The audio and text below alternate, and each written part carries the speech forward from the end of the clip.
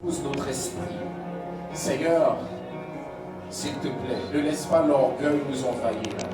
Ce matin, s'il te plaît, si nous avons quitté nos lits pour venir, c'est parce que, Seigneur, nous nous attendons à toi.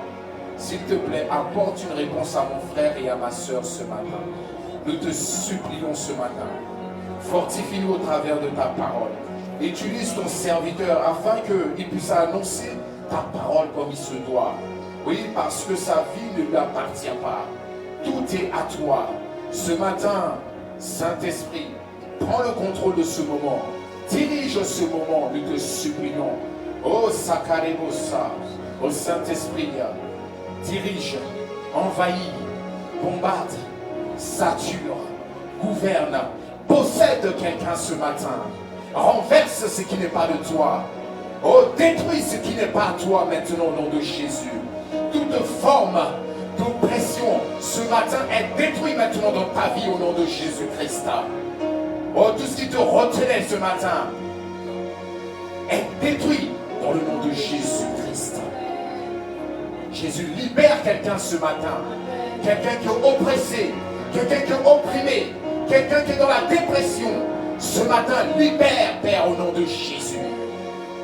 Je parle à cet esprit qui retient cette personne.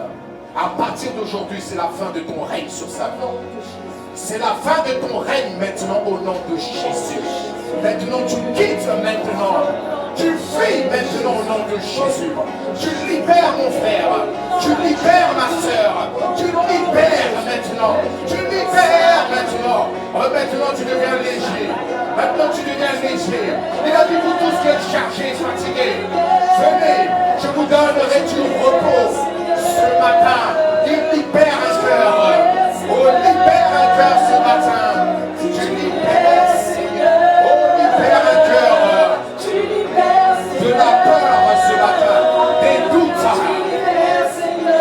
Oh, tu libères. Tu libères, Seigneur. Tu libères, Seigneur. Oh, tu libères. Tu libères, Seigneur. Ce matin. Tu libères, Seigneur. Alléluia. Merci. Nous pouvons acclamer notre Dieu ce matin.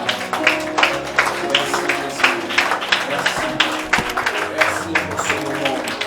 Merci pour ce moment. Alléluia. Amen. Bienvenue dans la demeure des champions.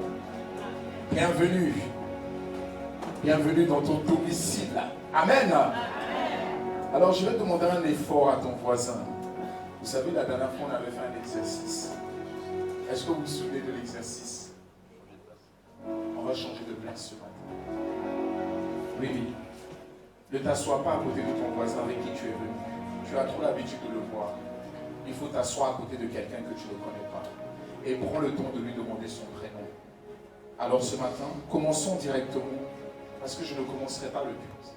Vous voyez? Donc je vous laisse commencer à faire les pivots. On y va. Oh, tu libères, Seigneur, Sakarebosa. Ah, il y a quelqu'un qui dit non, mais j'ai pas envie de changer de place. Tu vas changer de place, je te vois. Je te vois. Mais ça sert à rien de t'asseoir à côté de quelqu'un qu'on connaît. Que tu connais, c'est pas la peine. Non, mais je vois certaines personnes qui n'ont pas encore bougé. Oh, Sakarebosa.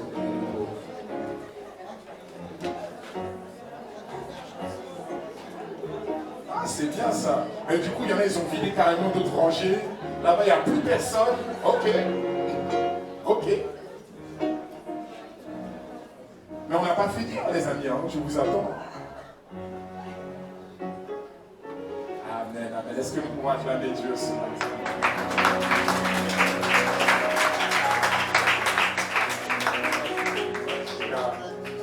Bonjour à tous encore. C'est toujours une joie et c'est toujours un honneur, c'est toujours un privilège que de parler de la part du Seigneur. Vous savez, c'est une lourde responsabilité, ce n'est pas un acquis. Oui, le but, c'est pas de venir donner des connaissances, non. Vous savez, la parole peut soit détruire une personne, soit construire une personne. Voilà pourquoi il est important de prendre le temps de chercher Dieu avant d'annoncer sa parole. Amen. Le but, c'est pas de venir vous dire, oh, aimez-vous les uns les autres. Non, non. On n'a pas besoin de ça. La vérité, c'est quoi? C'est de venir donner une parole. Vous savez, je disais un jour à une personne, je dis, vous voyez, la manière de prêcher ou d'annoncer la parole, ce n'est pas de venir juger quelqu'un. Non, on n'est pas là pour juger. Il n'y a que Dieu seul qui juge. Nous sommes là pour réveiller la personne qui sommeille à l'intérieur de toi. Amen. Et cette personne qui est à l'intérieur de toi, c'est un géant. Amen. C'est un géant, un malabar spirituel. Si tu ne le sais pas, tu le sauras à la fin de ce culte. Amen. Vous savez, il est important. Un jour, je disais à une personne, non, il ne faut pas dire à une personne, non, c'est pas bien de mentir. Vous savez, c'est pas bien de parler de cette manière. Pourquoi? Parce que les gens vont se sentir jugés. Vous savez comment on présente les choses dans le royaume des cieux? On dit, toute personne aussi magnifique que toi. Le mensonge ne peut pas te toucher. En fait, le fait même que tu mens, tu es en train de ne pas respecter la personne qui est à l'intérieur de toi. Vous voyez, le message est totalement différent que de dire à quelqu'un, arrête de mentir. Vous êtes en train de condamner la personne. Non, il faut dire à la personne, à l'intérieur de toi, il y a quelqu'un qui sommeille. Cette personne doit se réveiller. Amen. Cette personne a été détruite par les expériences de la vie. C'est pour ça que tu ne sais pas ce que tu es en train de faire. Quand tu es en train de dire, ah, je n'y arrive pas, je ne peux pas, c'est parce que quelqu'un a injecté une parole de l'impossibilité à l'intérieur de ta vie. Mais ce matin, moi je libère une parole de la possibilité en toi. Parce qu'il dit, tout est possible à celui qui croit. Qui croit. Alors ce matin, je dis, tout est possible pour toi ce matin. Amen. Donc ne dis pas, c'est pas possible, je n'y arriverai pas. C'est parce qu'on a plutôt rentré une autre parole à l'intérieur de toi. Voilà pourquoi en toi il y a un dysfonctionnement. Voilà pourquoi tu as mal à la tête. Voilà pourquoi tu dysfonctionnes. Vous savez, l'homme a été créé pour recevoir uniquement des paroles de la part de Dieu. Pas une autre parole. Vous savez, si vous avez une voiture qui ne prend que du diesel, si tu mets de l'essence, je t'assure, ta voiture ne va plus fonctionner. Le problème, c'est que d'autres paroles sont entrées en toi. Tu n'es pas, en fait, les paroles de Dieu, c'est avec celles-là que tu dois vivre. Amen. Voilà pourquoi la parole dit dans Matthieu 4,4 que tout le monde connaît. Que nous dit ce passage? Est-ce que vous pouvez m'aider? Que nous dit ce passage, Matthieu 4,4? Cachez-moi le passage derrière vous, je vous vois là-bas. Oui, que nous dit ce passage?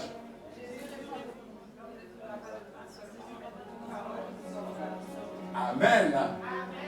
Jésus répondit que l'homme vivra de toute parole qui sort de la bouche de Dieu.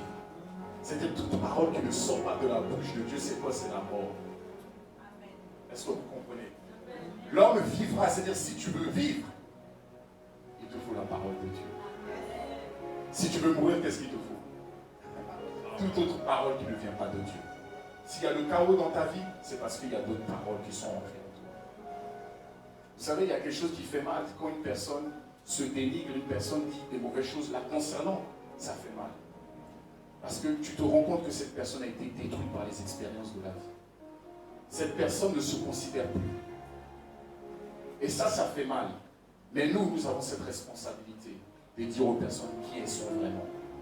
Qui vous êtes réellement. À l'intérieur de vous, il y a un géant à l'intérieur de vous. Amen. Voilà pourquoi il dit, je puis tout par Christ qui me fortifie.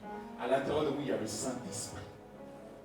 Non, je trouve ton voisin un peu trop tiède ce matin. Moi, je ne comprends pas. Je suis en train de parler sur ta vie. Tu dois me dire, Amen, je reçois. Oh, merci, vous savez, je vais prêcher. Je vais faire comme vous. Alors, vous allez recevoir. Je vais prêcher comme ça. Je vais faire comme vous. Vous allez voir ce matin. Vous allez dire, mais oh, je me dis, mais le berger, qu'est-ce qu'il a mangé? Il n'était pas en pleine forme. Vous savez, moi j'ai compris une chose. Mon voisin, il est chaud ou pas. Moi, je suis chaud tout seul. Ton voisin, c'est un garçon. Moi, je suis chaud. Vous savez pourquoi la parole dit, vous êtes quoi? La lumière et le sel de la terre. J'aime beaucoup donner cet exemple. Le sel. Quel que soit l'environnement où vous positionnez le sel, vous allez toujours le sentir. Mets le sel dont tu l'aimes, mets-le dans l'eau, mets-le dans du coca, tu vas sentir le sel. Ça veut dire si ton voisin à côté de toi il est glacé, toi on va toujours sentir ta chaleur à côté. Amen. Alors dis-moi un bon amen ce matin. Ah, je sens le sel. C'est vous qui devez impacter, influencer votre environnement et non l'inverse. Ne dis pas, oh non, quand je suis là-bas, je ne me sens pas bien. Ah, c'est que tu n'as pas compris. C'est toi qui dois impacter les personnes. À ton contact, les gens doivent dire, Oh non, j'ai envie de rester avec toi. Non, il y a des grâces, il y a des choses. Avec toi, je ne sais pas. C'est comme ça. Pourquoi? Parce que nous sommes des bénédictions. Mais pas que des bénédictions. Nous sommes des sources de bénédictions. Amen. Et c'est ça qu'il faut comprendre. Non, mais tu peux acclamer plus fort. Ne t'inquiète pas de la froideur de ton voisin. Il ne faut pas t'inquiéter de la froideur de ton voisin. Alors, ce matin, je vous disais, oui, c'est une lourde responsabilité de prêcher, d'annoncer la parole. Je voudrais aussi que vous puissiez m'aider à acclamer son serviteur, le pasteur Yvan Castano, qui est le père de la maison, qui est le responsable de toutes les églises ICC par le monde entier. Parce que il y a dans le monde entier. Et vous savez, c'est vraiment un père. Quand je suis arrivé, je me dis, c'est une parole qui peut construire quelqu'un. Quand je suis arrivé, heureusement, je suis arrivé au bon moment dans ma vie. Vous savez, il y a des moments où on prend des décisions tellement importantes dans la vie. Au moment où je devais prendre les décisions importantes dans ma vie, c'est à ce moment-là que j'ai connecté à cette personne. Et cette personne, par le Saint-Esprit, par la présence de Dieu, il m'a donné les bons conseils pour avancer dans la vie. Vous savez, quand vous venez d'une famille où tout n'a pas forcément bien fonctionné, on s'appuie sur ce modèle-là pour avancer dans la vie. On prend nos traditions, on pense que c'est la norme. Non, ce n'est pas la norme. Vous savez, dans la vie, on compte, normalement nos premiers modèles devraient être qui? Nos parents. Mais malheureusement, nos parents aussi n'avaient pas de modèle. Donc ils n'ont fait que de suivre ce modèle qu'ils ont reçu eux-mêmes. Mais Dieu te donne l'opportunité de ne pas suivre ce modèle, mais de suivre les principes de Dieu. Amen. Et c'est ça. Et en fait, cet homme, il a payé le prix. Il a dit oui au Seigneur, je te suis. Et par sa vie aujourd'hui, Dieu l'utilise. Et c'est par cet homme que Dieu, parce que Dieu se sert toujours des hommes. On ne dit pas de glorifier les hommes, non. Mais il faut remercier Dieu toujours pour les hommes. Pourquoi? Parce que cette personne aurait pu refuser. Oui, c'est comme moi, j'aurais pu refuser de venir à plus. Quelqu'un d'autre aurait pu. Mais je n'ai pas refusé. Pourquoi? Parce que j'ai confiance en Christ qui est à l'intérieur de moi. Parce que je sais qu'il veut faire des choses à l'intérieur de moi. Amen. Amen. Alors, vous savez, le prix d'une vie, c'est une vie. Jésus-Christ est venu nous le démontrer. Il était obligé de donner sa vie pour nous donner la sienne. Vous savez, le fait qu'il y ait des gens qui viennent, qui prêchent, qui ne dorment pas, c'est-à-dire les gens sont en train de payer un prix. Pourquoi? Pour que la vie d'une personne soit construite. Et c'est ce que Jésus-Christ est venu faire. Il veut qu'en fait, le rêve de Dieu, c'est que tous ses enfants reviennent à lui. Je dis bien qu'ils reviennent à lui. Que tous ses enfants soient conscients qu'il est avec eux tous les jours. Mais malheureusement, on n'est pas forcément tous conscients de ce que Dieu habite à l'intérieur de nous. Pourquoi? Comme je disais tout à l'heure, ce sont ces paroles-là qui ont détruit votre image. Et Jésus vient tout remettre à plat. Amen. Amen. Vous savez, ce qui transforme, comme je disais, une personne, ce sont les paroles. Voilà pourquoi il est important, même pour vous-même, de faire attention à ce que vous dites. À vos enfants, à vos proches. Pourquoi? Parce que vous pouvez les détruire. Si tu dis à ton enfant, tu ne vas pas réussir, tu es en train de maudire ton enfant. C'est-à-dire que tu dis du mal à cet enfant. Il faut toujours bénir. Il faut toujours faire attention à ce que nous disons aux personnes qui sont en face de nous. Parce que nous sommes des sources de bénédiction. N'importe quoi ne peut pas sortir de ta bouche. Non, ta bouche est là pour bénir. Vous savez, la Bible nous dit dans Proverbe 18, 21, la mort et la vie se trouvent où? Au pouvoir de la langue. Ça veut dire que la mort et la vie s'en mêlent où? Juste le fait de parler. Voilà pourquoi il faut être très prudent dans ce que tu dis. Même quand tu es en colère, mets-toi de côté. Ne parle pas trop vite. Vous savez, par moments, même quand je ne parle pas. Des fois, je me mets à côté. Pourquoi? Parce que quand tu parles sous le contrôle de la colère, à 95%, tu vas dire n'importe quoi et tu vas le regretter. Alors, quand tu sens la colère qui monte en toi, fais attention. Pourquoi? Parce que toute parole est une semence. Et toute semence a une récolte. Ça veut dire ça va produire forcément quelque chose dans la vie d'une personne. Si tu répètes toujours à une personne, tu es bête, cet enfant va grandir avec un manque de confiance. Mais un enfant qui grandit dire tu es le meilleur, tu es le champion, c'est quelqu'un qui va arriver dans la vie. En fait, il aura une bonne estime de lui-même. Il y en a, ils ont une mauvaise estime de pourquoi? Parce que chez eux à la maison, tu fais mal les choses, tu es maladroite, tu casses tout. Alors la personne elle touche les choses au petit à petit. Et elle rentre dans la vie comme ça. Et elle a peur. Elle a toujours besoin qu'on puisse la valider. Oh, est-ce que j'ai bien fait? Est-ce que c'est cela? Est-ce que cela? Non. Voilà pourquoi il faut faire attention. Il faut réveiller le champion qui est à l'intérieur. Dis-lui non. Normalement, un champion comme toi ne peut pas faire mal. Ne peut pas, comment dire, casser les choses. Vous voyez, en fait, vous êtes en train de réveiller quelque chose dans la personne. Et non pas la détruire. En disant, oui, toi, t'es comme ça, toi, t'es sûr. Non. Notre responsabilité, c'est de bénir les gens qui sont autour de nous. Nous devons être une source de bénédiction. Amen. Alors ce matin, c'était mon introduction. Hein? Ce matin, nous allons rentrer dans le message. Nous sommes sur notre série d'enseignements intitulée « Les 20 défis de la nouvelle création ». Ah, j'ai essayé de voir si quelqu'un suivait ce matin. C'est combien? Les 4 défis de la nouvelle création. Dites avec moi les 4 défis de la nouvelle création. Pour l'instant, nous avons vu combien de défis? 2 défis. Le premier défi que nous avons vu, c'est se nourrir. Par quoi? Par la parole de Dieu. Et le deuxième défi que nous avons vu par la suite, c'était devenir fort. Par quoi? Par là? Par là? Non, je n'entends pas bien. Par là? C'est la prière qui te rend fort. Oui. Et la semaine dernière, nous avons parlé de la prière matinale. On a parlé de l'importance de se réveiller tôt le matin et de prier. Parce que c'est le matin très tôt qu'on passe nos... Ah, c'est bien, quelqu'un a retenu. Qui a passé sa commande cette semaine? Et qui a reçu ses commandes? Je veux juste savoir. Qui a reçu ses commandes cette semaine? Si tu n'as pas encore reçu, c'est qu'il faut persévérer. Certainement, tu vas recevoir. Amen. Cette semaine, tu vas recevoir tes commandes. Pour réussir ta journée, il faut commencer par prier dès le matin. Dès le matin, il faut prendre le contrôle de ta journée. C'est important. Amen. Alors, quelqu'un me dira, oh, on a envie de poursuivre sur les autres points parce qu'il nous en reste combien du coup? Il nous reste 2 points. Qui veut passer sur les autres?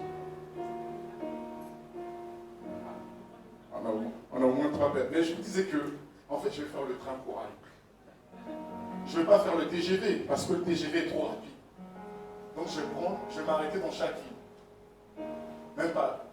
Je vais prendre plutôt un minibus. Je m'arrête toutes les rues. Tout doucement. Pourquoi? Mon but, c'est que tous les passagers arrivent à bon port. C'est mon objectif. Alors je vais rester sur cet aspect-là qui est la prière. Vous savez, c'est quoi aujourd'hui le problème de tout enfant de Dieu? C'est l'envie de prier. De tous qui sont là, je vous dis bien, à 98%, la plupart n'ont pas une véritable vie de prière. Non. On peut parler, on peut faire... la plupart n'ont pas une véritable vie de prière. Vous savez, une personne qui prie, ça se voit au niveau de sa vie. Parce que la prière a forcément un impact sur toi. En fait, la prière, c'est le moment où tu t'exposes devant Dieu. Et quand tu t'exposes devant quelque chose, cette chose t'impacte, t'influence. Et donc forcément, ça se sent dans ta manière d'être. Une personne qui prie et qui a encore la peur, c'est qu'elle n'a pas encore bien prié. Une personne qui prie et qui garde encore l'amertume d'une personne, c'est qu'elle n'a pas encore bien prié. La prière te change. Tu ne peux pas sortir de la présence de Dieu et tu as toujours les mêmes problèmes. C'est qu'en fait, tu as prié, mais tu n'as pas fait la rencontre avec Dieu. Vous comprenez? C'est comme si vous prenez un téléphone portable et vous appelez une personne. Mais vous n'avez jamais vu la personne au bout du fil. Vous parlez. Vous parlez. L'objectif, c'est que l'autre personne puisse quoi vous répondre. Et la prière, c'est quoi? Ce n'est pas simplement vous qui parlez, mais il faut que Dieu aussi vous parle. Oui ou non? Oui. C'est une relation. Ça va dans les deux sens. C'est-à-dire que le but, ce n'est pas juste de venir exposer tes sujets, mais il faut que Dieu aussi te parle. Dis-moi un bon amen si c'est bon. Amen. Il faut que Dieu aussi te parle. Est-ce qu'un jour tu t'es assis à la maison, tu te dis, en fait, je peux vraiment prier pour voir si ce Dieu-là existe? Qui a déjà fait ça? Qui l'a déjà fait? Vous savez, la fois où j'ai donné ma vie à Christ. Parce que souvent, il y a des gens, oui, ton Dieu n'existe pas. Je dis, vous savez, il y a le Dieu qui guérit et il y a le Dieu qui te guérit. Il y a 2 choses différentes. Il y a le Dieu qui guérit et il y a celui qui te guérit. Ça veut dire que tu as vécu une expérience. Quand je parle de Dieu, c'est parce que j'ai vécu une expérience. Je ne suis pas en train de raconter juste, je vais prendre ma vie pour expliquer. Non, je me rappelle encore. J'étais un religieux. j'allais à l'église. À l'époque, j'allais parce que j'aimais bien, il y avait des sandwichs qu'on offrait à la fin. Et je les mangeais, j'étais content. Et puis j'avais des amis. Mais un jour, j'ai fait cette véritable rencontre. Vous savez, vous n'avez pas besoin d'en faire plusieurs. Quand vous voyez cette rencontre, en fait, ça reste en vous. Cette image reste en vous. Et vous savez que vous n'êtes jamais seul. Vous savez que Christ est avec vous. Vous le savez. Et je me souviens, j'ai commencé à prier. C'était la première fois d'ailleurs que je priais. Vraiment, je dis bien, je ne parle pas les prières où Dieu là. Seigneur, merci, merci, merci, merci, merci, merci, merci, merci. Bon, il n'y a même pas, en fait, c'est merci, merci, merci, merci. Non, ce jour-là, j'étais dans une situation de non-retour. Je me suis mis dans ma joie. J'ai dit, Seigneur.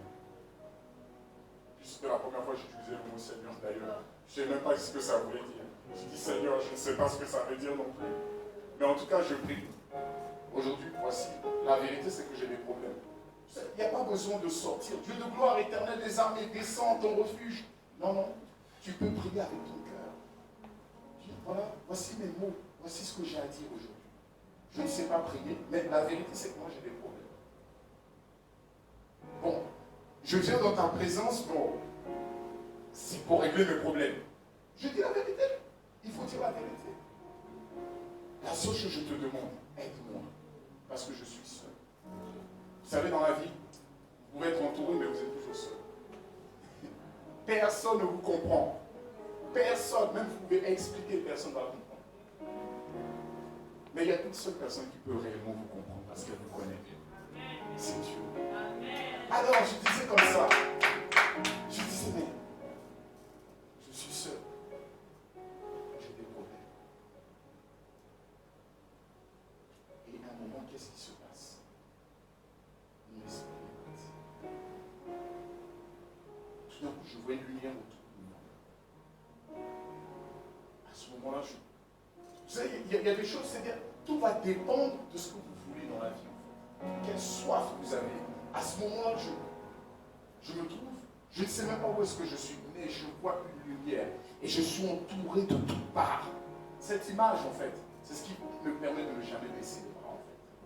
Vous savez, quand vous voyez quelque chose comme ça, vous ne pouvez plus jamais retourner en arrière. Dès que j'ai vu ça, j'ai dit, Dieu existe. Je n'ai même pas besoin de dire la vie. Dieu existe. Et on est obligé de donner 15 000 versets, 30 000 versets. Dieu existe véritablement. J'ai dit, Dieu existe. Tout seul. Personne ne mettait le réveil. J'allais à l'église. En fait, j'étais déterminé parce que j'ai vu quelque chose. Le problème aujourd'hui, pourquoi tu es tiède, c'est parce que tu n'as rien vu. Tu es dans la religion. Tu n'es pas dans la relation. Il faut chercher à avoir une véritable relation avec Dieu. Dieu répond à la soif. Si tu as soif de Dieu, Dieu va te répondre. Amen. Peu importe pour la raison pour laquelle tu viens auprès de Dieu, mais va le chercher véritablement. Parce que Dieu se trouve en tâtonnant. Il y en a qui viennent. Vous savez, il y avait des hommes, par exemple, même le pasteur Yvon lui-même, qui est le père de la maison. Vous savez comment il est venu au Seigneur? Il cherchait une fille. Donc il venait au culte. Mais chacun a sa raison pour laquelle il vient au Seigneur.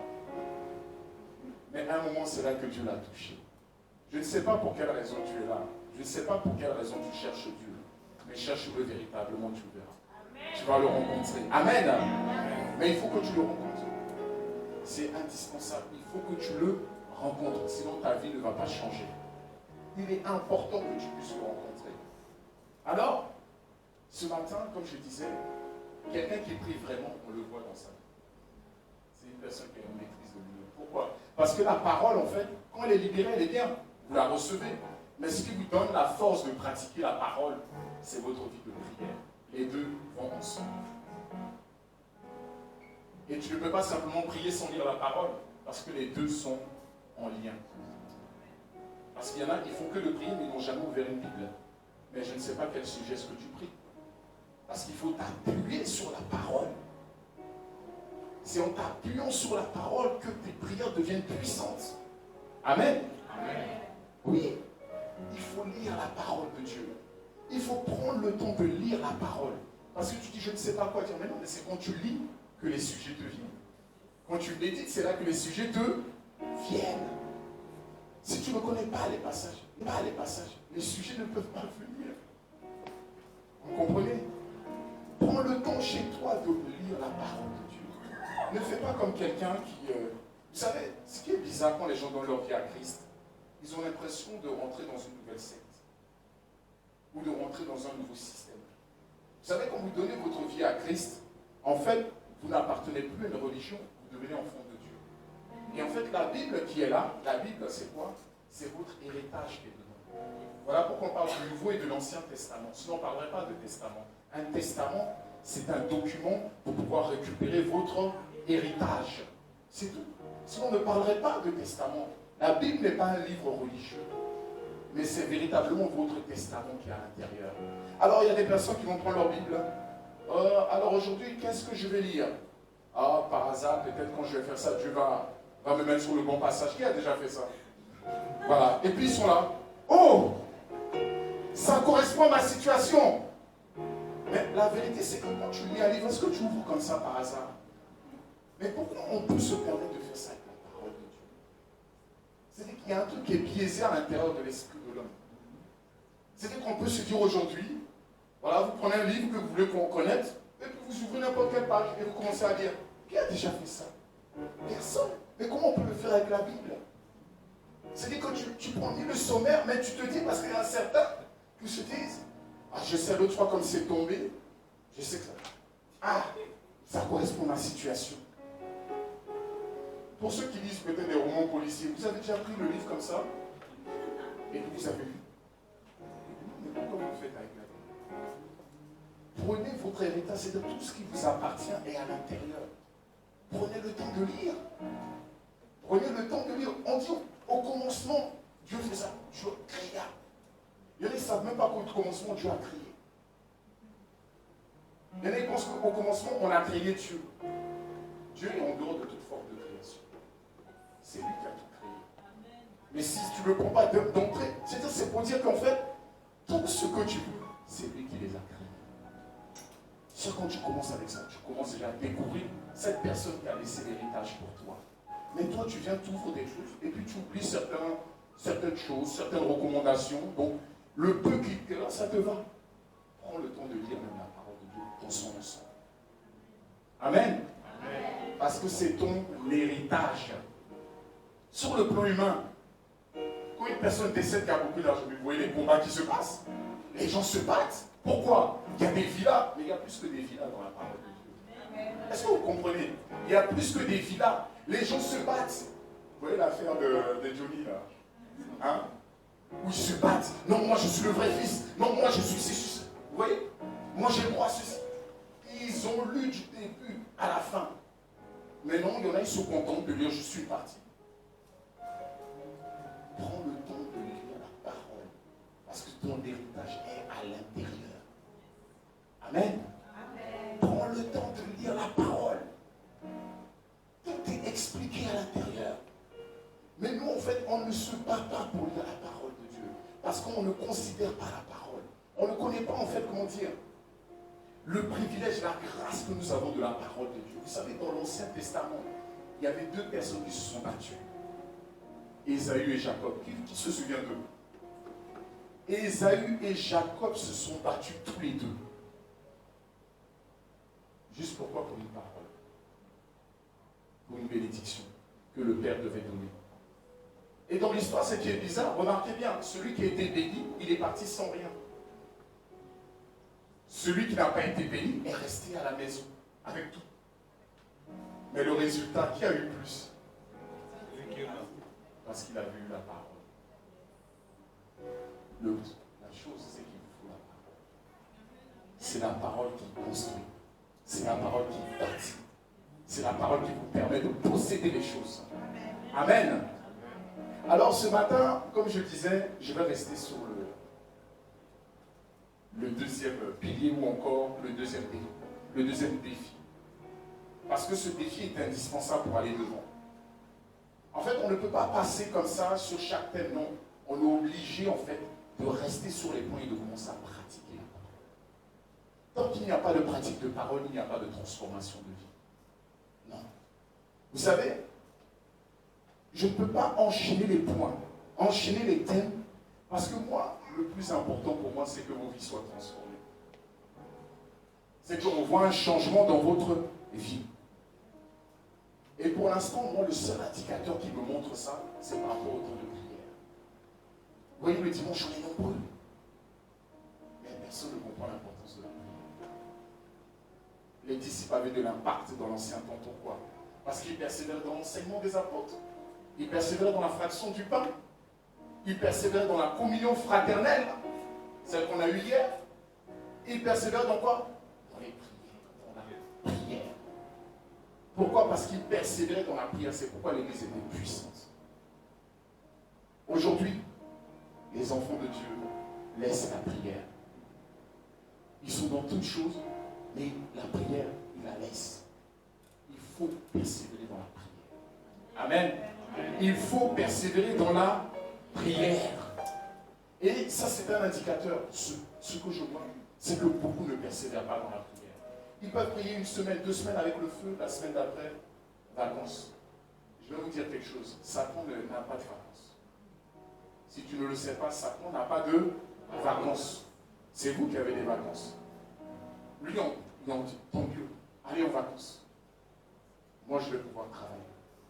Satan n'a pas de vacances.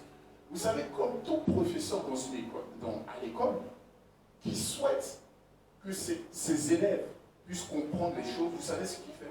Il prend le temps d'aborder les points. Il ne cherche pas à aller vite. Vous comprenez? Il ne cherche pas à aller vite. Son objectif à lui, c'est que tous les élèves puissent réussir au moment des épreuves de la vie. Il veut que tout un chacun puisse réussir.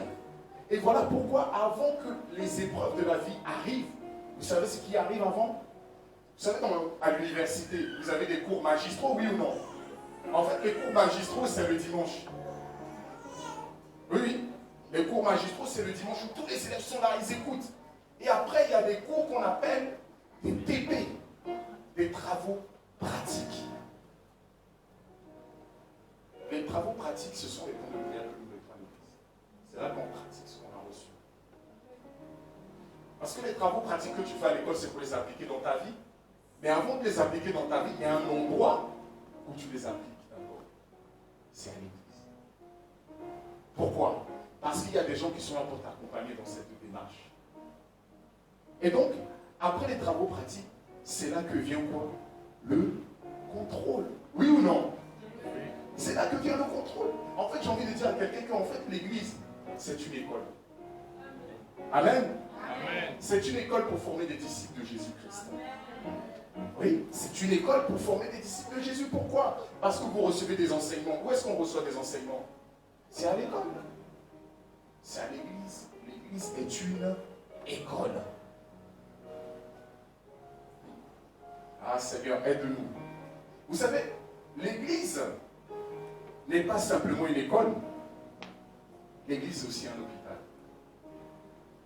L'église, c'est un endroit où des gens blessés de toutes sortes, des blessures du cœur, des blessures dans le corps, des blessures un peu partout, se retrouvent. Pourquoi? Pour recevoir des soins.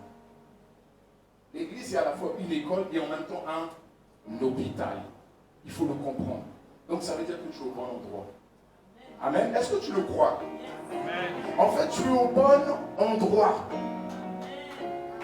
Ah. Ça me rassure. En fait, tu es au bon endroit. En fait, celui qui pensait qu'en venant à l'église, il allait rencontrer des personnes en bonne santé, la personne s'est trompée. Non. Non. Il n'y a personne qui est en bonne santé ici. On aspire tous à être en très bonne santé. Il y en a d'autres qui sont en meilleure santé que d'autres. Mais l'église, c'est un endroit où, en fait, c'est pour recevoir ta guérison, recevoir ta restauration. Amen. Amen. L'église, c'est le bon endroit pour toi. L'église, c'est là où il y a des maladies et où il y a des malades. Alors, si ton voisin se disait que je n'étais pas au bon endroit, dis à ton voisin, c'est qu'il n'a pas compris le principe de l'église. Vous savez, Jésus disait une parole que j'aime beaucoup dans Luc 5, 31. Regardez ce que Jésus disait. Jésus, prenant la parole, leur dit, ce n'est pas ceux qui se portent bien qui ont besoin de quoi? De médecins, mais les malades. Jésus est venu pour les personnes qui sont malades. L'église, c'est là que tu dois être pour recevoir ta guérison. C'est le bon endroit où les cœurs brisés sont restaurés.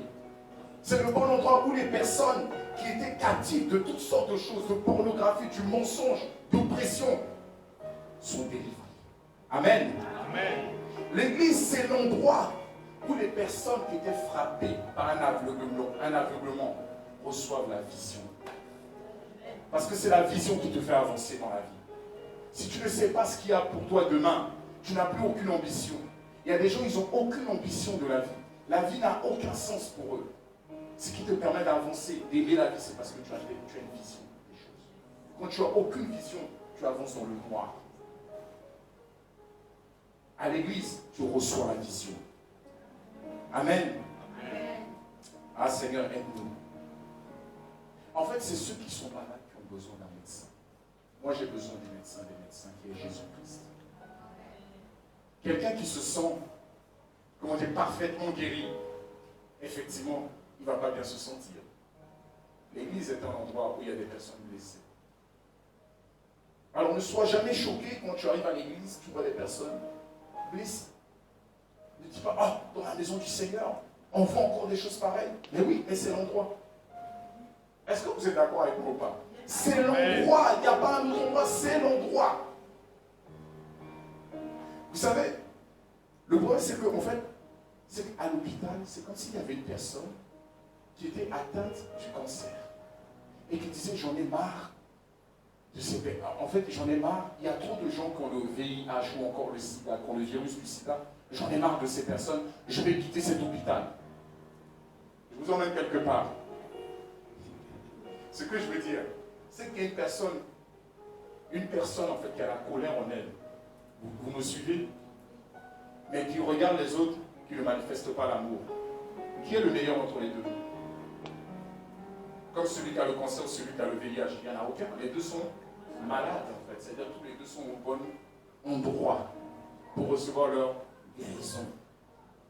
Amen. Amen. Ça sert à rien de regarder l'autre. Ah, lui il est comme ça. Mais toi, est-ce que toi tu t'es regardé? Est-ce que vous me suivez? Tu dis à l'autre, oh, regarde. La personne qui regarde souvent les autres, en fait, c'est eux qui ont le plus jugé les autres, en fait. Elle juge. En disant, tel ne manifeste pas l'amour. Alors que la Bible dit que l'amour de Dieu est répandu où? Dans l'église. L'amour de Dieu est répandu où? Dans nos cœurs, par le Saint-Esprit. Pourquoi tu cherches l'amour à l'extérieur? L'amour est à l'intérieur de toi. Amen. Si quelqu'un, tu vois, qui ne manifeste pas l'amour, manifeste l'amour toi-même. Amen. Amen. N'attends pas l'amour de quelqu'un, c'est toi qui dois manifester l'amour. Oui. Pourquoi? Parce que quand tu aimes, tu fais quoi? Tu donnes. Car Dieu a tant aimé qu'il a fait quoi? Il n'a pas reçu l'amour, il a donné l'amour. Donc ceux qui ne donnent pas l'amour, qui voient que les autres ne donnent pas, c'est parce qu'eux-mêmes ne donnent pas l'amour. Amen. Amen. Il faut donner l'amour. Il ne faut pas simplement dire, oh non, là-bas, il n'y a pas d'amour. Quand quelqu'un me dit ça, soit je regarde le niveau spirituel, des fois je ne dis rien. Généralement, c'est quand cette personne est encore immature. Mais quand une personne est mature, je lui dis, l'amour est déjà. Arrête de chercher l'amour partout. L'amour est à l'intérieur de toi. Amen. Amen. Alors au lieu de regarder à gauche, tel fait ça, tel. La Bible nous dit, dans Matthieu 7, 3, 5, regardez ce que la Bible dit. Pourquoi vois-tu la paille qui est dans l'œil de ton frère et tu n'aperçois pas la poutre qui est dans ton œil? Comment peux-tu dire à ton frère, laisse-moi ôter la paille qui est dans ton œil? Il y a des gens qui aiment dire, oh, ça, il y a ceci, cela. Mais est-ce que toi, tu vois la poutre qui est à l'intérieur de toi? Les amis, ne jugeons pas les gens. Ne jugeons pas les personnes. Apprenons à aimer les gens. Amen. Alors quelqu'un me dira, oh, je ne viens plus à l'église parce qu'on m'a trop blessé. J'entends beaucoup dire ça. Je dis à la personne, si tu t'entends mal avec ton chef, est-ce que ça veut dire pour autant que tu ne vas plus jamais travailler dans une entreprise? Non, c'est une vraie question. Il faut être cohérent en fait. C'est-à-dire si on t'a blessé dans un endroit, à cause de ça tu dis tu ne vas plus à l'église. C'est-à-dire que moi si on te blesse au travail, tu ne vas plus jamais travailler, oui ou non? C'est logique. Mais bizarrement, ces personnes arrivent à aller travailler. Pourquoi? Parce qu'elles ont besoin de manger. Elles ont besoin de nourrir leur famille. Elles ont besoin de quoi? De s'habiller, oui ou non? De régler des factures, sinon on les met dehors. Donc ça veut dire quoi? C'est que ces personnes sont incohérentes. Est-ce que vous savez qu'au ciel, la première rébellion s'est passée au ciel en fait? C'est-à-dire la demeure où Dieu réside, c'est là-bas que ça a commencé. À plus forte raison, c'est normal que ça soit produit dans une église, oui ou non? Si même au ciel où Dieu siège, c'est là-bas qu'on a commencé la première rébellion. C'est comme si Dieu disait, bon, oh, il y a la rébellion au ciel, je quitte le ciel, je m'en vais sur la terre. Non mais, suivez-moi, je vous emmène quelque part. Est-ce que Dieu pourrait dire ça? Vous savez, les personnes qui quittent souvent, en pensant qu'elles sont bonnes, mais en fait non, c'est toujours l'élément qui n'est pas bon qui part. Est-ce que vous comprenez quelque chose? Ce n'est jamais les bons éléments qui partent, c'est toujours le mauvais élément qui sont. Je vous emmène quelque part. Pourquoi? Parce que si Dieu était au ciel, un tiers des anges, j'en dis bien, ont été corrompus. Dieu aurait pu dire, moi j'en ai assez, je laisse le ciel. Il y en a, pour une embrouille avec une personne, ils sont capables de partir. Mais sachez une chose, la personne qui part toujours, c'est la mauvaise personne. Jamais la bonne personne. Est-ce que vous me suivez? Je vous emmène quelque part. Amen. Dieu ne pouvait pas dire, je quitte le ciel. Dieu ne pouvait pas quitter le ciel. C'est comme si dans une classe, à l'école, à la maternelle, vous avez deux petits perturbateurs qui ont brûlé tout le monde. On sort toute la classe, on laisse les deux? Non, c'est une question. Sur une classe de 30 élèves, tous les élèves sortent et on laisse les deux, ou c'est qu'est-ce qu'on fait? On enlève les perturbateurs. Alors, si toi tu estimes que tu es quelqu'un de bien et que quelqu'un t'a fait quelque chose, c'est pas à toi de partir. Est-ce que vous comprenez quelque chose? Si tu estimes que tu es quelqu'un de bien, ce n'est pas à toi de partir. La personne qui n'est pas bien partira tôt ou tard. La bonne personne demeure toujours. Parce qu'elle a trouvé sa source. La mauvaise personne partira. Parce que le bien et le mal ne peuvent pas rester ensemble. Ne peuvent pas cohabiter. Vous comprenez? Ça veut dire que, en gros, ce que j'essaie d'expliquer, c'est que l'amour de Dieu, tu dois la manifester. Tu dois la vivre. Tu ne dois pas simplement l'annoncer. Tu dois la vivre véritablement. L'Église, comme je disais, est à la fois une école et en même temps un hôpital.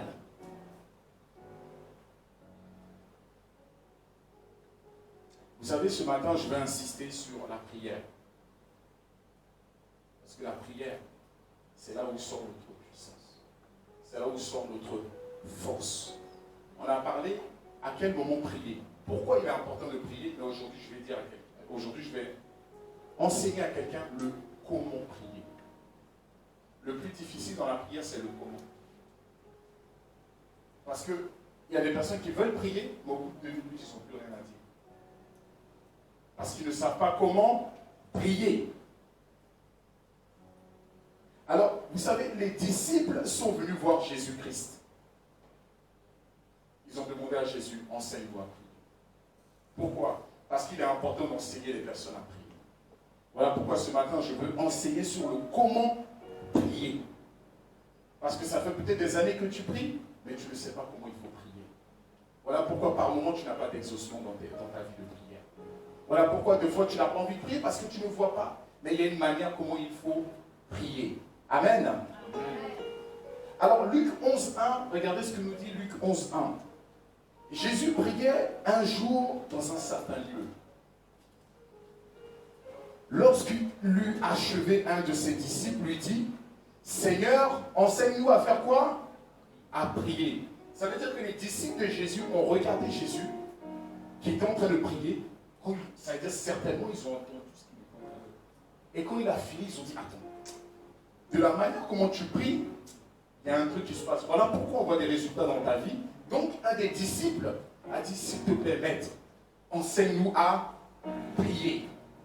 Alors, au moment où Jésus les enseigne à prier, il commence à leur dire ce qu'il ne faut pas faire d'abord. Prenons dans Matthieu 6, 5. Il commence par dire ce qu'il ne faut pas faire quand vous priez. Si vous voulez voir du résultat dans votre vie de prière, il y a des choses qu'il ne faut pas faire.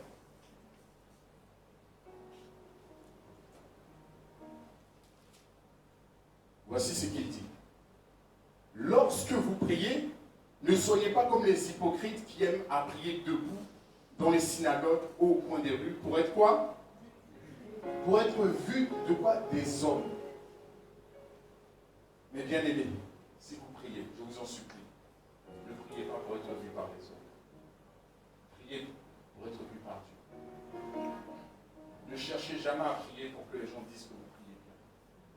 Parce que cette prière est destinée à Dieu. Elle n'est pas destinée à la personne qui est à côté de toi. Vous savez, la Bible nous dit que, en fait, je vous le dis en vérité, ils reçoivent quoi? Leur récompense. Puis, ah non, mais tu pries trop bien. La récompense est déjà là. C'est même pas arrivé au niveau de Dieu. Donc, quand tu es en train de prier, c'est pour ça que je dis, quand tu es en train d'acclamer, tu acclames parce que tu es là, en fait. Mais il y en a, oh, j'ai peur d'être vu. Ou bien tu acclames parce que tout le monde est en train d'acclamer. Ou ceci, cela. Acclame pour être vu par Dieu. Pas par un homme. Tu acclames parce que cette parole t'a fait du bien.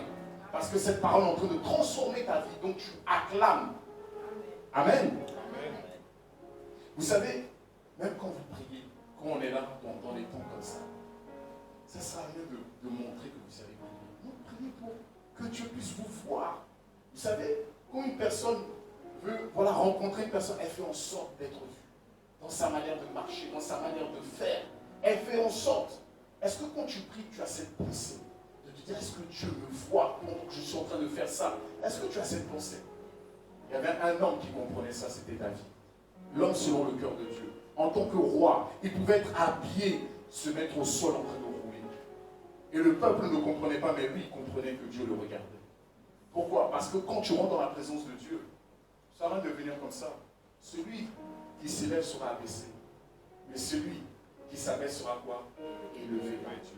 Quand tu viens dans la présence de Dieu, aie une attitude d'une personne qui s'abaisse. Parce que personne n'est plus grand que Dieu.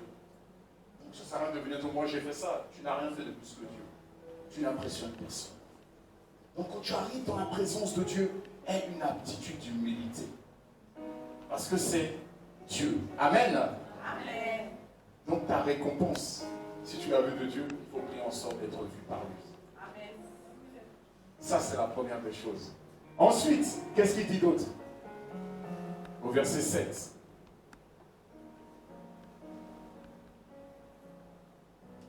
En priant, ne faites pas quoi? Ne multipliez pas de vaines paroles comme qui multiplie les vaines paroles? Les païens. Qui s'imaginent qu'à force de paroles, ils seront quoi? Exaucés. C'est-à-dire à force de répéter une même parole, tu as l'impression que tu seras exaucé la parole. C'est pas vrai. C'est pas parce que tu vas répéter 3 fois, guéris-moi, guéris-moi, guéris-moi, guéris-moi, guéris-moi, que tu seras guéri. C'est faux. C'est totalement faux. On continue. Il dit, ne leur ressemblez pas, car votre Père sait de quoi vous avez besoin avant que vous le lui demandiez. Amen. Ah, Seigneur. Aide-nous, aide-nous, Seigneur. Vous savez, la parole dit que, en fait, avant que tu pries, Dieu sait ce dont tu as besoin. Donc tu peux le dire une seule fois. Il n'y a pas besoin de multiplier. Guéris, guéris, guéris, guéris, guéris, guéris, guéris. Ah, je sens ça en train d'arriver. Non, je vous assure, ça ne vient pas de Dieu. C'est votre chair qui est en train de se... Vous voyez, le corps, par moment, tu as l'impression d'avoir reçu Dieu, mais en fait, c'est juste ton corps. Dieu n'est pas dans le haut niveau du corps. Il est à l'intérieur de toi. Quand tu reçois Dieu à toi, c'est une paix qui commence à entrer, qui commence de l'intérieur, qui va vers l'extérieur. C'est ça que Dieu veut. Dieu veut. Pourquoi? Parce que les choses intérieures, les choses invisibles, c'est celles qui sont éternelles. Les choses extérieures sont temporaires. Toute chose que vous voyez à l'œil visible, à un moment, c'est une date de fin. Tout a une date de fin. Voilà pourquoi les choses de l'invisible sont beaucoup plus importantes. Ayez toujours les regards fixés vers Dieu. Amen. Amen. Ah, c'est important. Ayez les regards toujours fixés vers Dieu. Parce que Dieu attend que tu puisses prier sans répéter les mêmes paroles, sans répéter les mêmes phrases. Par moment, il y a des personnes quand ils étaient, comment dire, nous tous, nous venons de différents endroits. Certains étaient dans la religion, c'est-à-dire on leur donnait la prière de notre Père. Qui la connaît, la prière de notre Père? Je pense que tout le monde la connaît, tout le monde a grandi avec ça. Notre Père qui es aux cieux. Et tu le répétais chaque matin. Tu le répétais dès que tu arrivais à l'église et puis tu faisais le signe de croix. Tu avançais. Vous êtes d'accord avec moi ou pas? Mais en fait, ça, c'est ce que Jésus disait. Ne faites pas ça. Dieu veut une relation avec toi. Il cherche une relation véritable avec toi. Tu répètes des phrases que toi-même tu n'as pas composées. C'est-à-dire ça ne sort même pas de ton cœur. Vous êtes en train de donner des récitations. En fait, Dieu n'attend pas que tu parles avec ta tête que avec ton cœur. Parce que c'est ton cœur qui a plus d'impact. Ta tête, tu réfléchis trop. Il y a des calculs, il y a tout dans ta tête. Il y a tes factures, il y a tes projets. Mais dans ton cœur, c'est ce qui te fait vivre, c'est ce qui te pousse à avancer dans la vie. Voilà pourquoi Dieu veut que tu pries avec ton cœur. C'est-à-dire que quand les paroles sortent de ton cœur, c'est ce que Dieu veut. Pas simplement quelqu'un qui est là, oh notre Père qui est aux cieux, que ton nom soit sanctifié. C'est pas ce que Dieu recherche. Il cherche des paroles qui viennent du plus profond de ton cœur. Amen. Amen. Alors je vais parler de la prière de notre Père. La prière de notre Père, regardez ce que Jésus nous dit. Dans Matthieu 6, 9. Parce que beaucoup aiment la prière de notre Père. Mais il faut comprendre cette prière. Vous savez, quand Jésus donne la prière de notre Père à ses disciples, il n'avait pas encore reçu le Saint-Esprit. Ça veut dire qu'il leur a donné quelque chose en abondance. Voilà pourquoi, avant de lire Matthieu 6, 9, je veux qu'on lise ce passage. Dans Jean 16, 12 à 13. Regardez ce qu'il dit. Regardez bien ce que Jésus nous dit. J'ai encore beaucoup de choses à vous dire.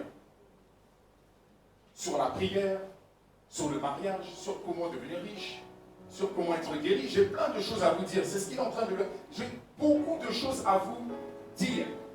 Mais vous ne pouvez pas les porter maintenant. C'est-à-dire, en fait, Jésus leur parlait, dit, pour l'instant, il y a des choses que vous ne pouvez pas comprendre. On continue. Mais quand le consolateur sera venu, qui est le consolateur? Il dit, l'esprit de vérité, il fera quoi? Il vous conduira dans toute la vérité. Car il ne parlera pas de lui-même, mais il dira tout ce qu'il aura entendu et vous annoncera les choses à venir. Amen. Ça veut dire que quand Jésus parlait avec ses disciples, à l'époque, le Saint-Esprit n'était pas encore venu. Il leur a donné la prière de notre Père. Pourquoi? En attendant que quoi? Que le Saint-Esprit lui-même arrive. Il a dit, en attendant, voici la prière que je vous donne. La prière de notre Père n'est pas la prière de la nouvelle création. Pas du tout. La prière de notre Père n'est pas la prière de la nouvelle création. C'est la prière des religieux. La prière de notre Père, c'est en fait, le schéma, on garde le schéma, mais pas le fait de réciter la parole. Parce qu'il dit, dans Matthieu 6, 9, regardez ce qu'il leur dit. Voici comment quoi? Voici comment vous devez? Ça veut dire que Jésus leur dit, bon, le Saint-Esprit n'est pas encore arrivé. Mais, pour que vous puissiez voir des résultats dans votre vie de prière, voici comment vous devez prier. Il n'a pas dit, voici ce que vous... Parce que s'il disait, voici ce que vous devez prier, ça veut dire qu'il faut répéter exactement les mêmes phrases. Mais il a dit, voici comment. Quand on parle de comment, on parle d'un modèle. C'est comme tu dis, ah mais comment je vais le saluer? Ah, ouais, bah, quand tu arrives, tu lui fais ça, tu viens, tu fais ça. C'est ce que Jésus était en train de leur dire. Il n'était pas en train de dire, oui, quand tu viens, voilà tout ce qu'il faut dire, mot pour mot. Non, il a dit, voici comment tu pries quand tu viens dans la présence de Dieu. Pourquoi? Il y a des étapes à respecter. Si tu veux que Dieu t'entende, il faut respecter ces étapes-là. Sinon, Dieu ne pourra pas exaucer ta prière. Parce qu'il y a un ordre quand tu pries. Il y a des gens qui prient dans le désordre. Mais Jésus a dit, voici comment, en attendant que le Saint-Esprit arrive, voici comment tu dois prier. Alors il leur dit, voici ce qu'il dit.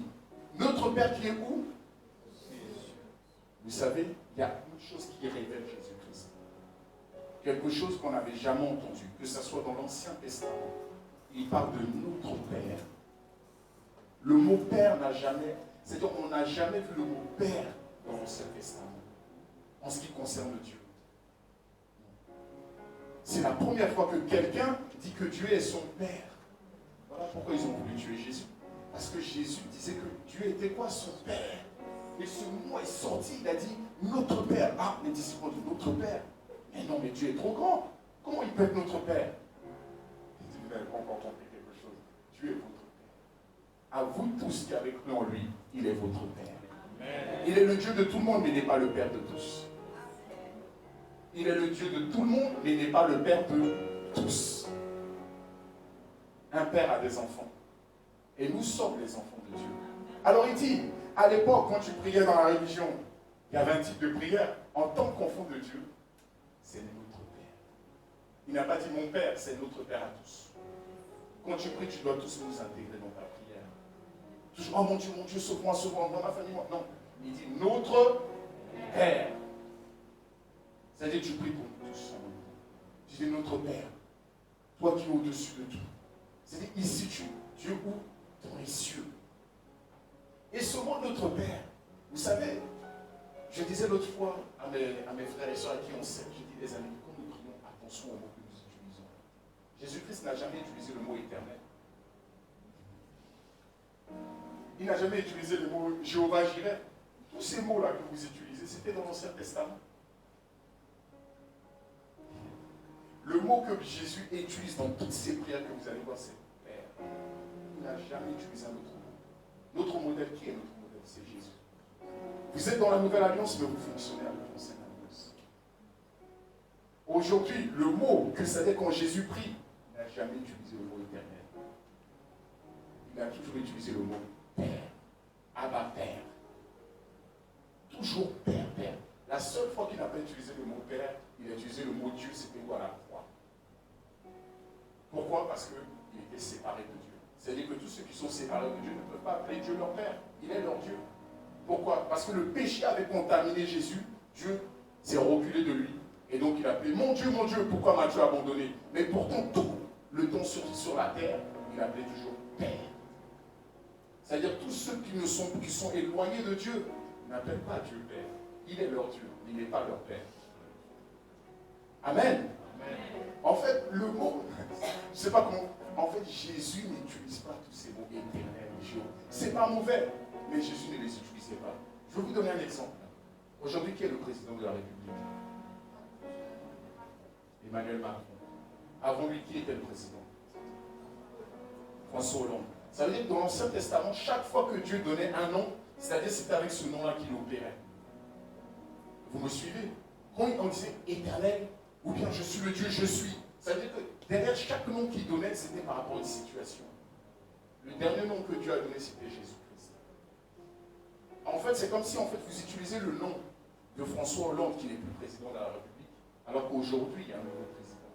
C'est celui-là qui va répondre à vos demandes, ce n'est pas celui qui est. On ne chasse pas un démon avec l'Éternel. On chasse un démon avec le nom de Jésus-Christ. C'est le nom de Jésus qui est le nom le plus puissant, le plus excellent.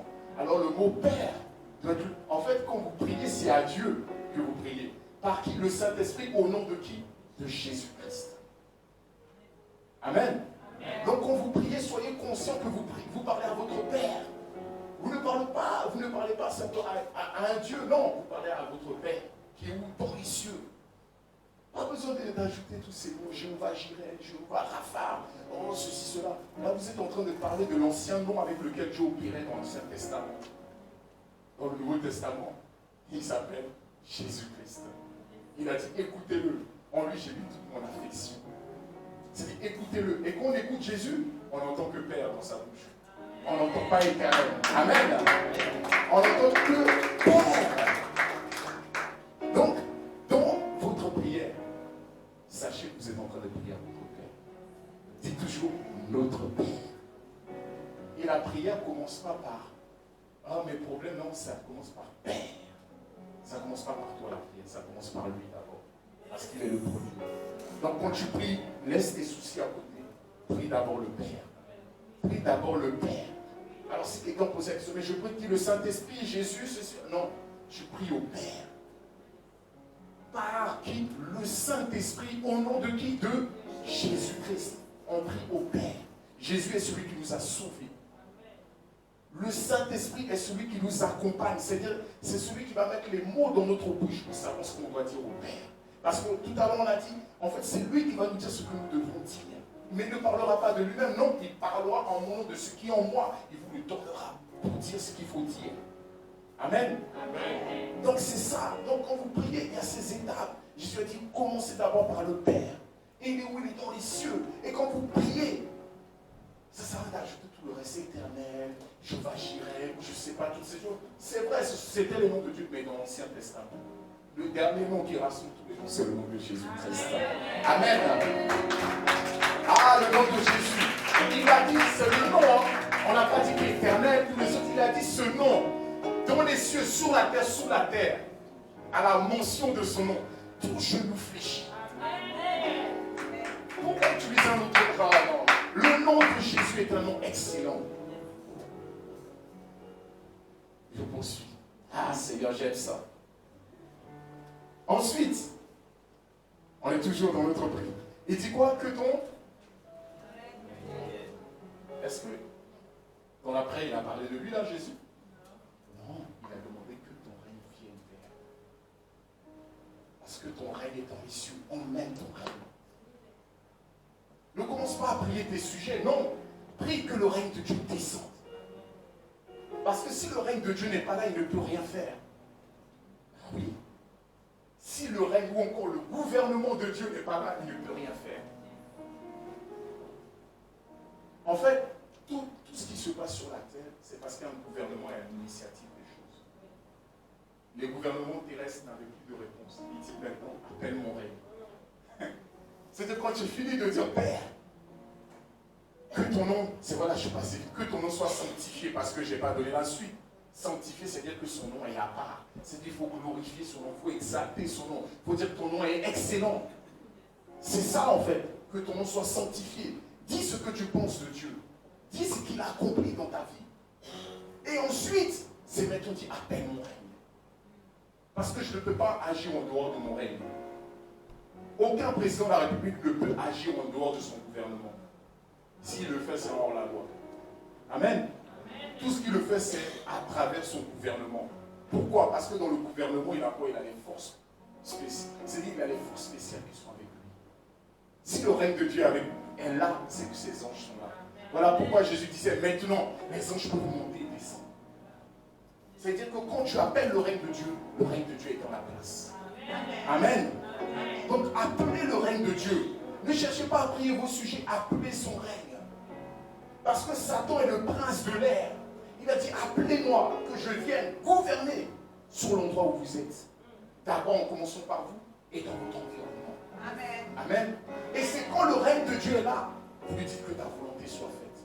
Parce que quand le gouvernement est là, le gouvernement fait ce qu'il a envie de faire. Et c'est là que là, Dieu peut faire enfin sa volonté. Mettez par ordre. Ne priez pas, oh, Seigneur, voici, j'ai pas fait. Non. Père, que ton nom soit glorifié, que ton nom soit exalté. Qui est comme toi? Nul n'est comparable à toi. Tu es le seul qui a créé toutes choses. Oh, ce matin, je sanctifie ton nom. Aucun nom n'est comparable au tien. Ton nom est excellent. Et ensuite, quand tu finis, c'est Père, envoie ton règne. Envoie ton règne dans mon cœur. Là où j'ai des blessures, envoie ton règne. Installe. Là où il y avait le désordre, mets de l'ordre. Parce que quand le gouvernement est là, la première chose qu'il fait, il met de l'ordre. Là où il y avait le désordre, là où on disait que la terre était informée vide, Dieu a ramené son gouvernement sur la terre. Il est venu mettre de l'ordre. Il veut mettre de l'ordre dans ton cœur. Il veut mettre de l'ordre dans tes pensées. Mais il faut demander son règne. Il ne peut rien faire. Il faut demander son règne. Et quand son règne est là, tu commences à sentir une force à l'intérieur de toi. Mais ce n'est pas ta force, c'est une force qui vient d'en haut. Amen. C'est une force qui vient d'en haut, qui te donne de l'énergie. Tout d'un coup, tu arrives à dire certaines choses. Tu arrives à te mettre debout. Pourquoi? Parce que le règne est avec toi. Les anges commencent à te lever. Ils commencent à te pousser. Tu ne les vois pas, mais ils te poussent. Ils te poussent et tu continues à avancer. Vous savez, à un moment dans sa vie, Jésus-Christ, où ça devenait chaud. Pourquoi? Parce que Jésus redoutait cet instant où il allait être séparé de Dieu. Il n'a jamais été séparé de Dieu. Il allait vivre ce que les hommes ont vécu. Être séparé de Dieu, il était dans le jardin intime. Est-ce que c'est vraiment ta volonté que je sois séparé de toi même un court instant? Il a commencé à pleurer, de voir le fait qu'il serait séparé de Dieu. Mais pendant qu'il priait, la Bible dit, il priait, les anges de Dieu sont descendus, ils lui ont donné la force. Et il s'est levé. Quand tu es dans des moments où tu es découragé, prie, commence à demander le règne de Dieu. Demande sa force et il va venir dans ta vie. Arrête de te lamenter, mais prie. Tu peux même prier en pleurant, mais prie seulement. Demande le règne. Viens, agis, interviens, s'il te plaît. Viens. Et il viendra. Amen. Et il viendra dans ta vie. Parce qu'il n'attend que ça. Il n'attend que ça. Une fois que vous avez fini d'appeler son règne, sa volonté, sur la terre, maintenant c'est là maintenant que les sujets, maintenant tu peux commencer à parler de toi. C'est pas avant. Tu ne peux pas parler de toi tant que le règne de Dieu n'est pas là. Tu ne peux pas parler de toi tant que le règne de Dieu n'est pas présent. C'est là qu'il dit maintenant, donne-nous quoi? Notre pain quotidien. C'est enfin maintenant qu'il parle de lui. Pas avant. D'abord Dieu. Tout le reste de la prière, au début Dieu, et ensuite tu peux commencer à faire tes requêtes. Mais il y en a, ils arrivent dans la présence de Dieu, une seconde ils passent. Et puis après, c'est toute leur requête. Non. D'abord Dieu, tu l'honores, tu sanctifies son nom, tu le mets à la place qui lui est due. Et ensuite, tu peux commencer à parler de toi. Tu peux commencer à parler. Donne-nous notre pain quotidien. Donne-nous cela. Pardonne-nous comme nous pardonnons aux autres. Mais c'est toujours nous. C'est pas moi, je, mon je. À aucun moment Jésus-Christ a utilisé le je. C'est toujours nous. Pourquoi? Parce qu'il rassemble. Il est en train de parler de la famille de Dieu. Pardonne-nous. Donne-nous aujourd'hui. Ne nous induis pas en tentation. Mais toujours du nous. Toi, quand tu pries, j'ai, moi, lui, ma. Essaie de mettre du nous. C'est pas mal un peu. Nous. Parce que nous sommes un corps. Nous sommes un corps. Vous savez, un corps, là, le nez ne peut pas se balader seul. C'est tout entier. Donc, quand tu es en train de prier, mets-moi aussi dans ta prière. Dis à ton voisin, mets-moi aussi dans ta prière. Non, mets-moi aussi dans ta prière. Mais non, c'est pas possible. Ton voisin, il prie, mes enfants, mon truc, mon travail, mon boulot, mon boulet, oui, je veux dire. Non. Prie pour les autres. Amen. Prie pour les autres. Ton frère est faible, il n'arrive pas à prier, mais prie pour lui. Donc c'est que toi. Ce n'est que toi. Jésus a dit, nous. En fait, la prière commence par Dieu. Tu l'honores, tu l'adores, et ensuite tu peux parler de toi, enfin plutôt de nous. Parce qu'on a, c'est-à-dire on ne parlera plus ici, si nous prions, mais toujours de nous. Parce que c'est cette prière que Dieu valide. Le problème c'est que ton voisin, c'est que tu, tu n'es pas venu seul. C'est dans le monde, il n'y a pas que toi. Il y a d'autres personnes qui sont comme toi. Dans ta situation, d'autres vivent la même situation que toi. Au lieu de prier que pour toi, prie aussi pour ceux qui vivent la même situation que toi. Fais même des groupes, même des personnes. C'est quand, tu sais, il y a des groupes. Je connaissais un groupe de pays qui cherchaient du travail. Ah, les gars, je dis non, ils étaient déterminés. Ils ont dit, nous, on va faire le nous ensemble. Ils dit, ah ouais? Ils s'appelaient vers minuit. Tous ceux qui n'avaient pas de travail, ils priaient ensemble. Donne-nous le travail, donne-nous ce Seigneur, donne-nous notre pain quotidien.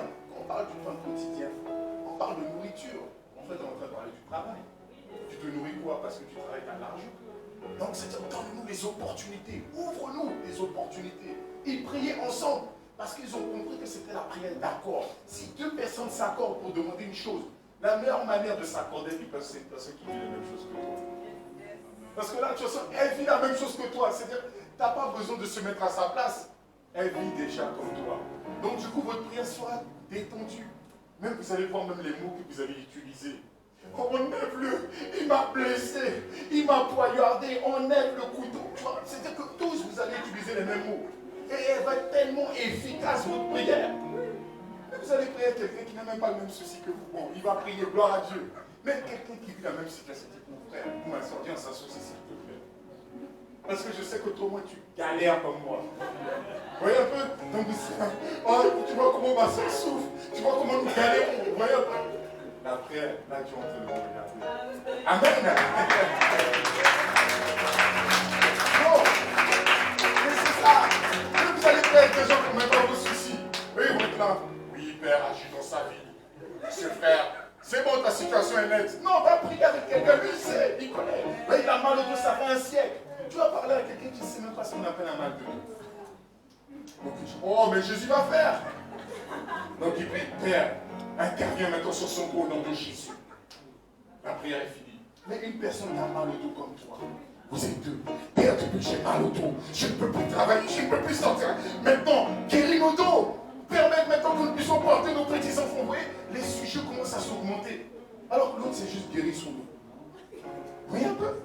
Donc, va prier avec des gens. C'est pour ça que j'ai appris à vous connaître. Parce que tu vas voir quelqu'un qui vit les mêmes challenges que toi. Tu dis, ah, est-ce qu'on peut s'appeler ce soir? On va juste s'accorder un peu. Voilà, on va prier. Je sais que Dieu va faire. Je vous dis, les frères et sœurs qui ne travaillent pas, tous ils ont trouvé un travail. Ils ont fait ça pendant 2 semaines. C'est le premier, celui qui trouve, il dit, ah bon les gars, bon maintenant je travaille, je ne peux plus comprendre votre situation. Donc, le groupe s'est réduit. Mais par grâce de Dieu, les 3 derniers ont trouvé en même temps. Ouh, parce que je me suis dit, le dernier qu'on ira faire. Parce que tout le monde part. Tout le monde part.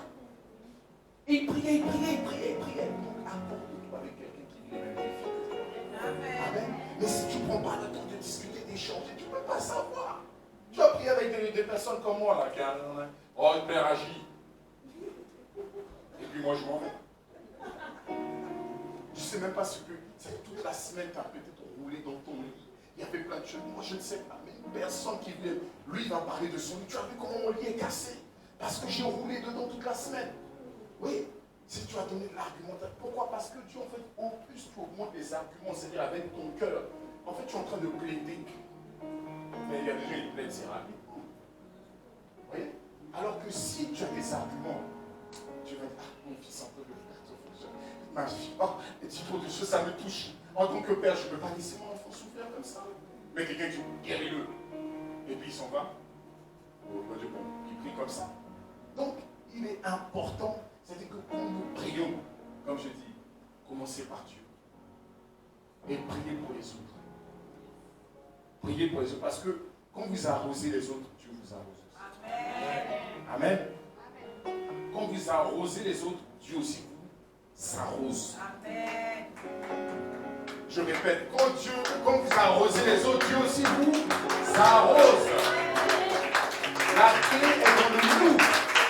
Priez pour les autres. C'est le secret. Je dis souvent des personnes qu'il y a longtemps, je n'ai même pas prié pour moi-même. Toujours nous. Toujours l'autre. Parce que c'est la clé. C'est la clé. Ne regarde pas toujours à toi pour pouvoir prier. Il y en a, ils attendent de tomber malade pour comprendre que d'autres peuvent tomber malades. Vous comprenez? Il y en a, ils attendent que ah oui, non, là je sens. Non, tu peux aussi. C'est-à-dire, prie pour les autres. Prie pour les autres. Amen. Amen. Aïe, aïe, aïe, Seigneur, merci. Ah, j'ai bientôt fini. Seigneur, aide-nous. Aide-nous à comprendre cette dimension. Vous savez, et vous allez remarquer une chose, c'est que la prière de notre Père finit par qui? Ça finit par Dieu. C'est-à-dire la prière commence avec Dieu et finit avec Dieu. Il y en a qui, quand ils finissent leur prière, ils disent non pas Seigneur, merci. Merci, tu es le Tout-Puissant. Quand ils ont fini, ils ont donné leur requête. Amen. Et ils sont partis. Non. Parce que la Bible nous dit, qu'est-ce qu'il nous dit? Car c'est à toi qu'appartient quoi? Donc tous les siècles, le règne, la puissance et la gloire. Amen. C'est-à-dire on a fini avec lui. On commence avec Dieu et on finit avec lui. Parce que quand Dieu commence quelque chose, c'est lui qui va l'achever. Et quand il commence, c'est lui qui va l'emmener à la perfection. Amen. Donc il faut toujours verrouiller avec Dieu. Amen. Alors il y en a qui finissent leur sujet. Bon, ben allez, je finis de prier. Je vais faire un tour. Non. Finis avec Dieu. Parce que tu es en train de dire, tu es l'alpha et tu es l'oméga. Tu es le commencement et la fin de toutes choses. C'est ça. Donc, voilà pourquoi des fois tu vois que tes frères sont pas efficaces. Pourquoi? Parce qu'en réalité, il veut t'écouter, mais tu ne respectes pas un certain protocole. Parce qu'effectivement, Dieu est notre Père, mais il est aussi le roi des rois. Un roi, il y a aussi une manière de pouvoir l'approcher. On ne vient pas comme ça devant le roi. Il y a un protocole. On approche le roi de révérence. Vous savez, la reine d'Angleterre, elle a des enfants. Vous pensez que parce que c'est leur mère, oh maman, oh, viens. C'est la reine. Attention, je suis peut-être votre mère, mais je suis aussi la reine d'un territoire. Donc quand ils parlent à leur mère, ils font quand même attention. Même si c'est leur mère. Dieu est aussi notre père, Dieu est aussi le roi de l'éternel. Donc quand tu t'approches du roi, il y a une manière comment il faut s'approcher de lui. Amen. Amen. Il faut le respecter.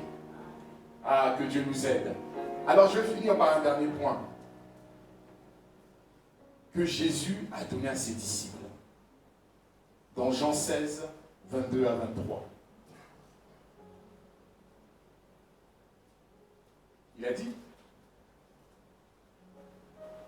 vous donc, vous êtes maintenant dans la tristesse. Mais je vous reverrai et votre cœur se réjouira. Et nul ne vous ravira votre joie. Ok, on continue. En ce jour-là, vous m'interrogerez plus sur rien. En vérité, je vous le dis. Ce que vous demanderez au Père, on demande à qui? Au Père. Il vous le donnera en quoi? En mon nom. La prière de notre Père ne finit pas au nom de Jésus, ne commence pas par au nom de Jésus. C'est cette notion de Jésus. Il y en a, ils demandent à des anges. Il y en a, ils demandent à des Saint Thomas, Saint Pierre, Saint je ne sais quoi. D'autres demandent aussi à Marie.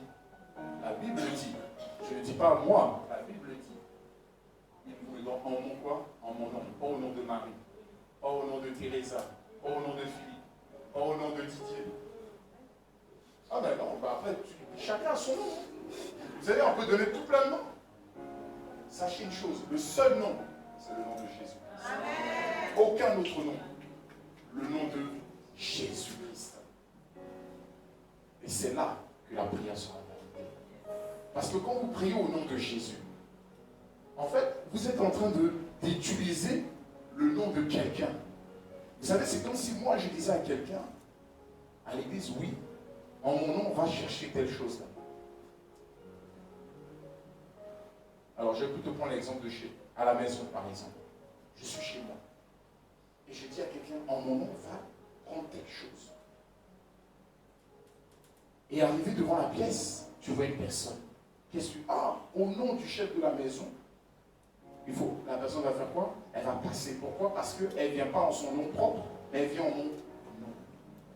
Quand tu pries, est-ce que tu es conscient que c'est pas en ton nom que tu pries? En fait, Dieu ne te regarde même pas en réalité. Il regarde le nom de Jésus-Christ. C'est le nom le plus excellent. Les démons, quand ils fuient, c'est parce qu'il y a le nom de Jésus-Christ. Ce n'est pas parce que tu vas prier, non. C'est parce que tu utilises le nom de Jésus-Christ. C'est le nom le plus puissant. C'est le nom le plus excellent. Il a dit, quand vous demandez une chose en mon nom, au Père, il vous le donnera. Mais il faut être conscient que tu es en train de demander là. Tu es en train de demander au nom de Jésus. Le nom de quelqu'un que vous utilisez. C'est comme le chef d'État dit, en mon nom, on va faire ça. Toutes les mairies vont le faire. Pourquoi? Parce que c'est au nom d'une personne qui a du pouvoir, qui a de la puissance. Parce que derrière le nom de Jésus, il y a un pouvoir. Il y a une puissance qui est là. N'utilisez pas d'autres noms. Sainte Catherine, quelle est la puissance de Catherine? Donc, donnez-le-moi. La Bible dit que dans les cieux, sur la terre, sous la terre, tout genou fléchit à la mention du nom de Jésus-Christ. Amen. Il n'a jamais été dit au nom au sujet de quelqu'un d'autre. Personne. Pourquoi? Parce que Jésus est le seul qui est sous la terre, qui a vaincu la mort, qui a vaincu le péché, qui a vaincu les maladies, qui a vaincu les blocages. Jésus a tout vaincu. Ce que Jésus a fait, personne n'a pu le faire. Personne. Il était dans les cieux, il est venu sur la terre, il est parti sous la terre. Il a toujours vainqueur. Il est sorti. Il est toujours sorti. Vainqueur. Voilà pourquoi il dit, jamais de la vie Catherine, où Marie est descendue des cieux, elle est venue sur la terre.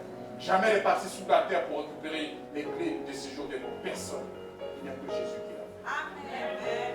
Voilà pourquoi il dit, en mon nom, le Père vous exaucera. Amen. Amen. C'est le Père, parce que vous utilisez le nom de Jésus-Christ. N'utilisez baptisé aucun autre nom. Tout le reste, ce n'est que de la religion. Saint Thomas est un homme. C'est un homme qui a vécu par la grâce de Dieu. Dieu s'est servi de lui. De nous aussi, on va aussi t'appeler un saint. Parce que tu quitteras aussi la terre. Donc c'est pour ça que j'ai dit, on peut appeler Saint Didier, Saint Cordier, tous les noms que vous voulez. Mais un seul nom. Un seul nom a quitté les cieux, sur la terre, sous la terre. Personne n'a pu le vaincre. Personne, je dis bien, aucun, personne.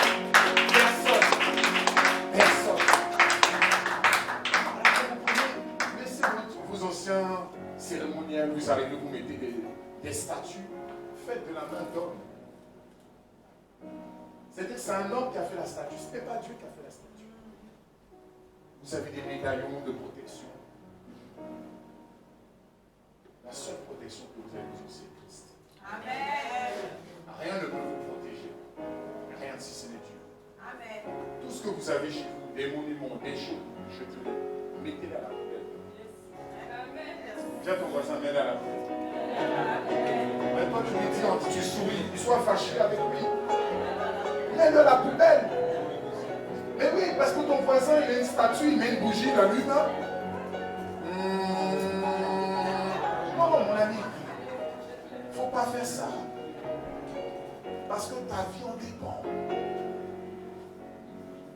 Voilà pourquoi tu n'as pas d'exaucement dans tes prières. Parce que tu n'es pas conscient. Et quand tu pries, tu es là, tu pries, tu oublies même de mettre la nom. C'est la mention de Jésus-Christ dans ta prière. Maintenant, je ne dis pas de le dire à tout va. Parce que c'est comme si, je viens de la part de ma cause, je viens de la part de ma cause. Mais non, mais une fois, ça suffit. Est-ce que vous comprenez? C'est quand il y a des blocages que tu répètes. Mais ne répète pas comme ça à tout va. Jésus, Jésus, Jésus, Jésus, au secours, viens, viens, viens, viens. Non, arrête. C'est un homme qui a du pouvoir. Vous savez, les démons de votre dire, pourquoi il fait ça? Vous êtes Jésus. Vous savez qu'il y a des gens, pour rien, oh Jésus, oh, j'ai fait tomber la télécommande. Pourquoi vous utilisez le nom comme ça à tout va? Ah Jésus, j'ai oublié mon téléphone. Jésus est devenu une virgule. Mais oui, mais c'est ça. Utilisez le nom de Jésus. Attention quand vous utilisez ce nom. Parce qu'il y a une puissance derrière ce nom. Ah Jésus. Oh, les amis, c'est un nom tellement puissant qu'il faut faire attention. Ce nom est tellement précieux. Alors ce matin, je voulais en fait vous parler de ces choses.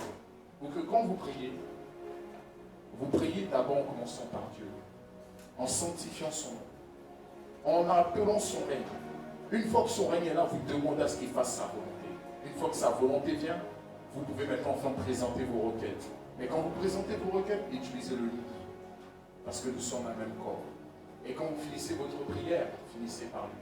Parce que vous avez commencé avec lui. Et la mention que Jésus a ici, utilisez le nom de Jésus-Christ.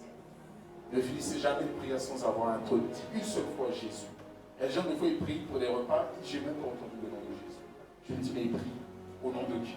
En son nom. Et il n'y aura aucun résultat. Prie toujours au nom de Jésus-Christ. Le résultat, tu le verras sûrement. Alors voici maintenant ce que je veux dire à quelqu'un. Tu as reçu des stratégies. Tu as reçu les clés. Même les Jéhovah Jireh, les éternels. Ce n'est pas mauvais. Mais le seul nom qui porte la puissance, c'est celui de Jésus-Christ. Et Jésus appelait Dieu son Père. Il n'a jamais parlé du mot éternel. Jamais il n'a utilisé ce mot.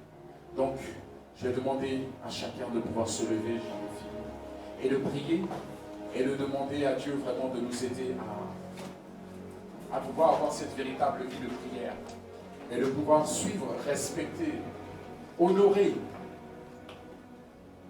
ce protocole, ce process, cette procédure, cette manière de faire qu'il a donnée à son Église, afin que nos prières soient exaucées. Commence à prier et dis, Père, merci de nous avoir ouvert les yeux ce matin. Merci de nous avoir parlé. Merci de nous avoir montré comment nous devons prier, comment nous devons élever la voix. Père, désormais, nous serons ces véritables adorateurs qui t'adorent en esprit, en vérité.